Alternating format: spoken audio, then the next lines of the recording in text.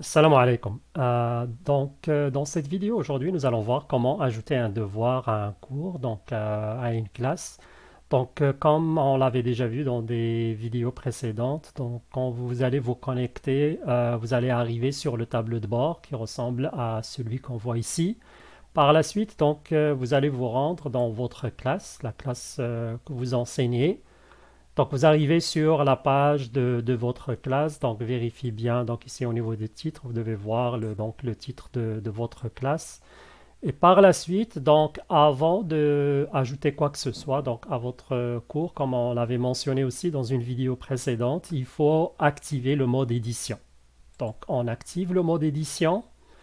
On va aller dans une semaine où il n'y a pas d'autres activités. Donc, par exemple, on va choisir cette semaine, le 24 octobre.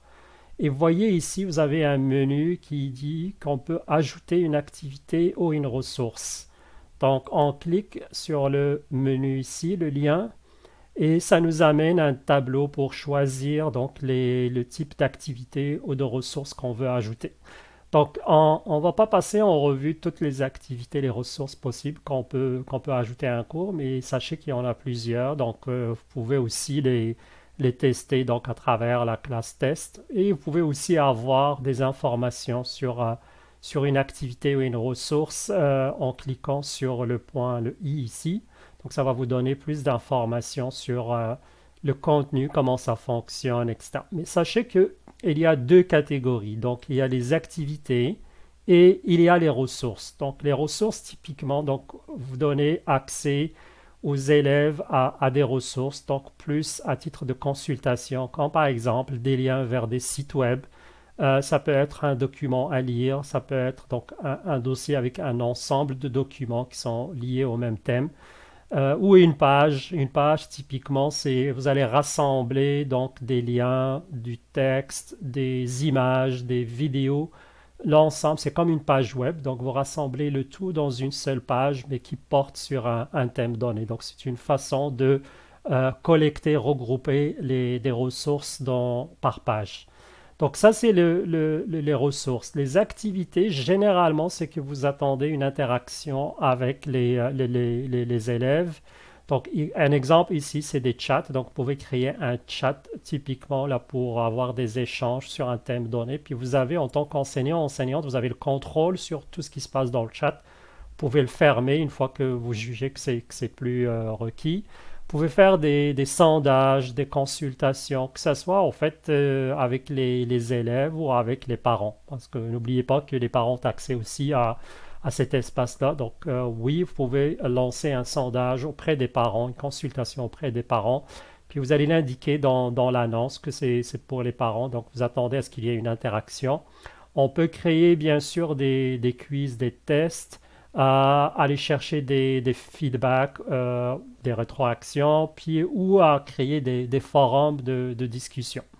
Donc, comme je dis, si vous voulez tester une activité, vous pouvez le faire avec la classe test, puis vous allez voir ce que ça donne. Puis là, vous allez décider si vous voulez ajouter cette activité ou non. Puis aussi, c'est comment l'ajouter, puis à quel moment. Testez ça, puis regardez ce que ça donne, puis après vous pouvez revenir le mettre dans votre classe officielle. Par contre, au niveau ici des devoirs, donc on va créer aujourd'hui un devoir simple, puis pour vous montrer comment on fait là pour ajouter un devoir. Donc si on clique sur devoir ici, donc voyez, on va créer rapidement un devoir, puis par la suite, on va revenir à cette page pour voir tous les détails. Donc, supposons que c'est un devoir de lecture, donc on va l'appeler lecture. Alors, avec la démo, je ne sais plus où est-ce que je suis rendu, on va dire 21. OK. Puis ici, donc on décrit le devoir. Donc, c'est là on peut mettre les instructions, qu'est-ce qu'il faut faire. Donc, lire de la page 17 à 18 du manuel de l'élève. Donc, bien sûr, les instructions, vous pouvez les mettre en français, vous pouvez les mettre en arabe. Donc, c'est une zone d'édition ici. Vous pouvez le mettre dans la langue que vous voulez. Ça va s'afficher dans la langue dans laquelle vous avez saisi donc, ces instructions. Par la suite, donc on s'en va ici. Vous voyez, il y a plusieurs dates. On va y revenir. Ici, la date limite donc pour le dépôt, c'est marqué le 29. Donc on va activer ici ou plutôt on va utiliser la date de remise pour le moment. Donc vous voyez que ça a été créé aujourd'hui. Nous sommes le 29 novembre. Puis on se donne jusqu'au 6 décembre. Donc automatiquement, le système donne jusqu'au 6 décembre pour rendre le devoir. Si c'est parce qu'on veut, on peut dire on veut aller jusqu'au 10 décembre. Ok, pour la date de remise. Donc, puis on va revenir pour expliquer les autres dates, qu'est-ce que ça signifie. Donc je vais juste vous montrer rapidement comment on peut créer un devoir simple, puis on va revenir au détail là, de chacune de ces dates-là. Ici, il n'y a pas, comme il s'agit d'une lecture, donc il n'y a pas de document à remettre, il n'y a pas de texte à écrire. Donc s'il y a un texte, on clique ici. S'il y a un document à remettre, on clique ici. Sinon, dans notre cas, c'est une lecture. Et on fait enregistrer le devoir. Donc voilà, c'est aussi simple que ça. Donc si on s'en va à la semaine donc, du 24 octobre, voici notre devoir qu'on vient de créer. Il est ici. Et en même temps, il y a beaucoup de choses qui se sont passées, enfin qui se passent en arrière-plan une fois que le devoir il est ajouté.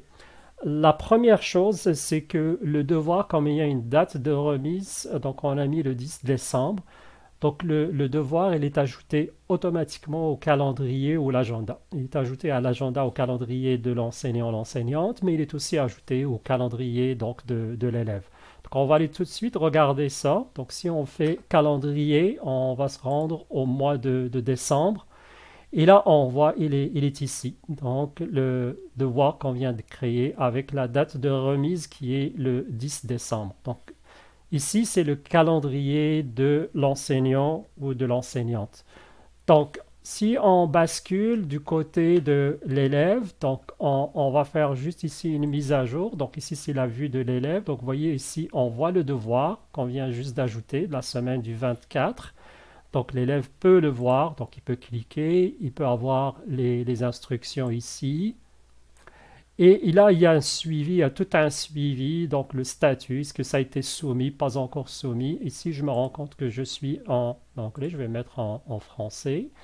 Donc le statut, le suivi de statut de remise. Donc une fois que le devoir est remis, ça va être marqué que c'est remis. Une fois que le devoir est évalué, le statut va changer, ça va être évalué, etc.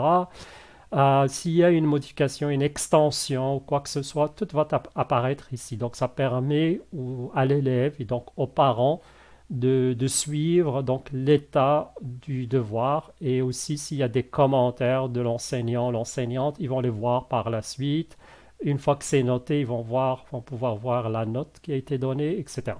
Donc ça, c'est du côté de l'élève ou du parent. Si on regarde le calendrier de l'élève ou donc son agenda, puis si on se rend au mois de décembre, donc on va voir que le devoir a été ajouté aussi ici, donc pour le 10 décembre. Donc automatiquement, le système va ajouter les devoirs aux agendas des enseignants et des élèves de la classe en question. Donc bien sûr, tout est contextualisé. Si un élève ne suit pas, ne fait pas partie de cette classe, il ne verra pas ça dans son agenda. Donc c'est uniquement pour les participants à cette classe. Si on revient donc du côté de l'enseignant, donc là on va revenir au niveau de la classe. Donc on a dit que donc, quand on ajoute un devoir, donc il est automatiquement ajouté au calendrier. Pour l'autre chose qui se passe aussi, c'est que le devoir aussi est automatiquement ajouté au système d'évaluation, donc le système pour les notes. Comment on peut voir ça? Donc on se rend ici dans Notes. Donc si on clique sur Notes, donc vous voyez ici il y a tout un système. On va y revenir au fait dans une vidéo avec tous les détails, là, comment on peut gérer ce système d'évaluation.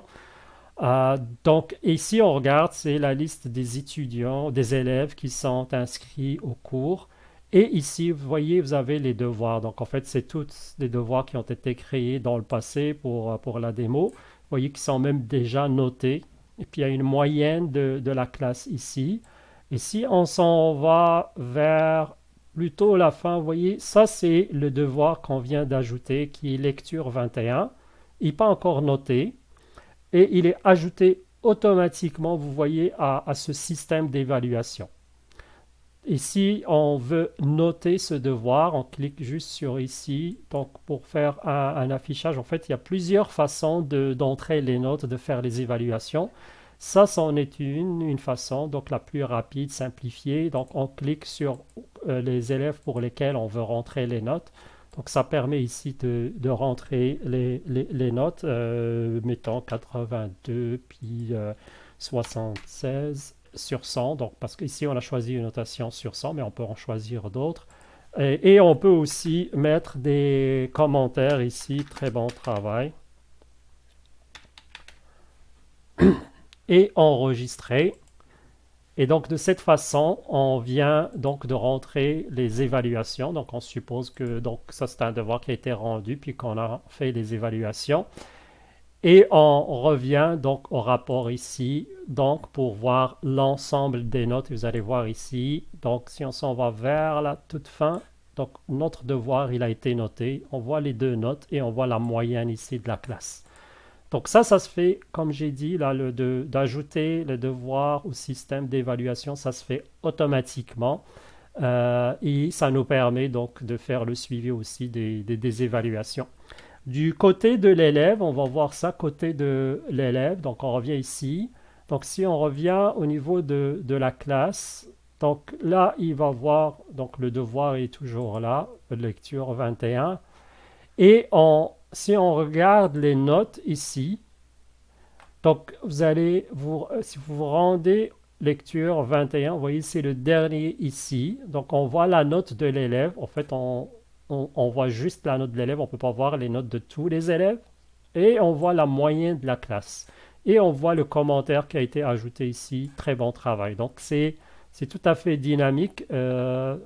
Du moment qu'on a fait l'évaluation, elle apparaît tout de suite sur le système des notes aussi pour les élèves. Donc que les parents peuvent aussi consulter.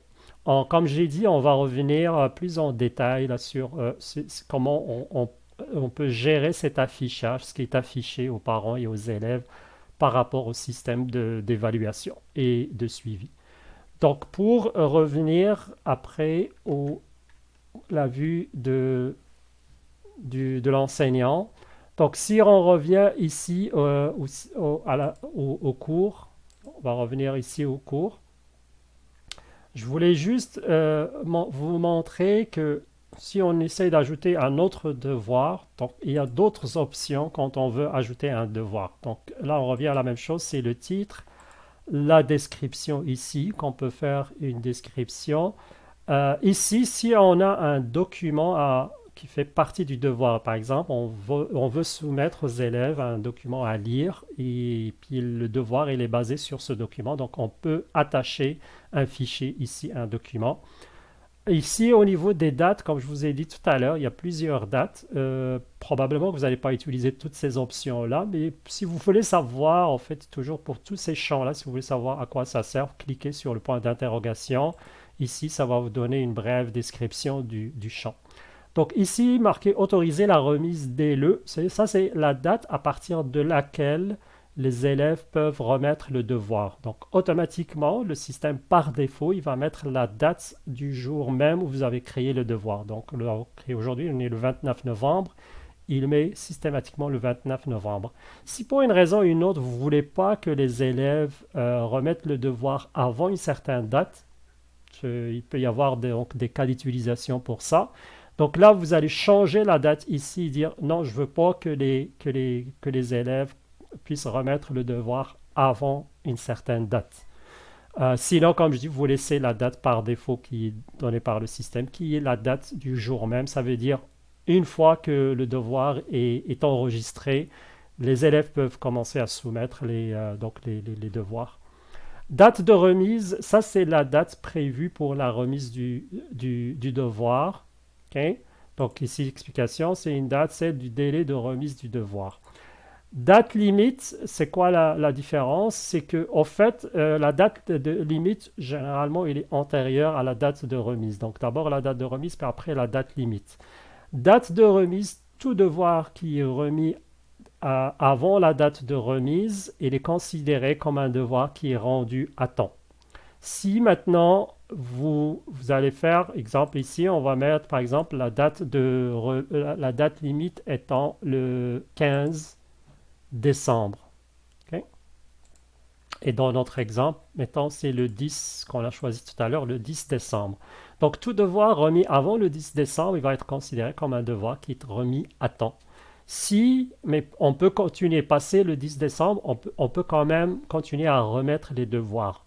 Mais ils vont être considérés comme des devoirs qui sont remis en retard. Donc entre le 10 et le 15 décembre, les devoirs qui sont remis entre ces deux dates-là, ils vont être considérés comme remis en retard. Par contre, après le 15 décembre, on ne peut plus remettre les devoirs. Donc le système va être fermé, on ne pourra plus répondre aux devoirs, attacher quelque chose ou envoyer quoi que ce soit. Donc on considère que le devoir il est fermé, on ne peut plus remettre quoi que ce soit. Donc c'est ça la différence en fait entre les deux dates.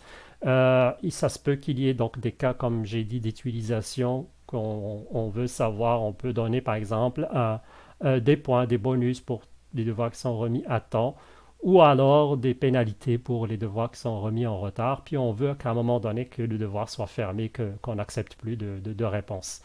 La date ici, rappelée d'évaluer jusqu'au, donc ça c'est plus pour l'enseignant ou l'enseignante. Donc on peut dire par exemple ici, on va se donner jusqu'au 25 décembre pour rappeler que l'évaluation. Donc l'évaluation doit se faire jusqu'au 25 décembre. Sinon, donc, il va y avoir un rappel, puis ça va aussi être dans le tableau de bord de l'enseignant ou l'enseignante, comme quoi il y a une évaluation qui est en attente, qui n'est toujours pas faite, qui est en retard, en fait, après le 25 décembre. Donc, c'est ça la signification de toutes ces dates. Comme je dis, la plupart du temps, vous allez utiliser la date de remise et vous allez utiliser les autres dates par défaut. Et puis, les dates que vous ne voulez pas utiliser, donc vous allez juste les désactiver si vous ne voulez pas les utiliser. Après, par la suite, ici, donc c'est le type de remise. Donc, si on doit remettre un fichier, donc on laisse ici. Donc, c'est un fichier à remettre. Bien sûr, il y a une taille maximale en fonction de paramètres de votre site. Si jamais vous voyez que ce n'est pas suffisant, donc il faut contacter l'administrateur pour pouvoir changer la taille maximale d'un fichier à remettre. Si on demande aux élèves d'écrire quelque chose directement dans le système, donc on choisit ici texte, puis là on va activer, puis on peut même contrôler le nombre maximum de mots qu'on va accepter, etc.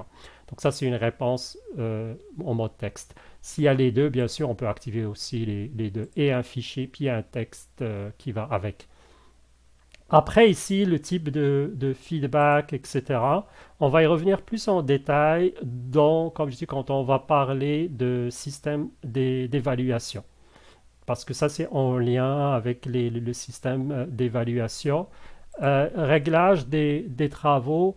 Euh, Ça, c'est comment la remise des travaux va se faire. Encore une fois, on va utiliser ici les paramètres par défaut. Puis s'il y a lieu, on va les changer s'il y a vraiment un cas. Mais je pense que la plupart du temps, on va aller avec les paramètres par défaut.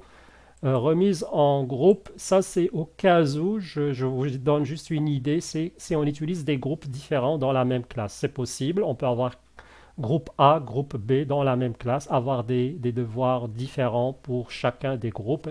Donc on peut utiliser, si on utilise cette notion de groupe qui est à configurer au début de la classe, donc on peut ici indiquer ou renseigner si ce devoir il est pour le groupe A, ou pour le groupe B ou pour les deux. Par défaut, c'est pour tout le monde, là, si on n'indique pas des restrictions. Les notifications aussi, comment on veut gérer les notifications. Ici, c'est le système de pointage, d'évaluation. Donc, comme je dis, on va y revenir dans les détails. Donc, on décrit comment on veut noter ou évaluer ce devoir. Et ici, c'est des restrictions en fait de l'accès. Pour une raison ou une autre, on veut restreindre l'accès au devoir, etc. Je passe ici les tags et achèvement. Donc, comme je vous dis, il y a beaucoup de paramètres. Sachez que sans là, si vous avez besoin, si vous êtes dans une configuration, vous avez besoin de quelque chose en particulier, vous pouvez aller explorer donc, ces différents paramètres. Sinon, comme je vous dis, c'est assez simple comme on l'a fait tout à l'heure. Créer un devoir, ça doit prendre moins de 5 minutes. On renseigne les champs importants, le nom, les instructions, on attache si c'est un fichier ou non, on met la date de remise. Après ça, donc le type de remise et on sauvegarde. C'est tout ce qu'il faut faire là donc pour créer un devoir. On va avoir une autre vidéo pour décrire des fonctionnalités avancées avec des devoirs plus interactifs, etc. Mais ça va être dans une vidéo à part. Salam alaikum.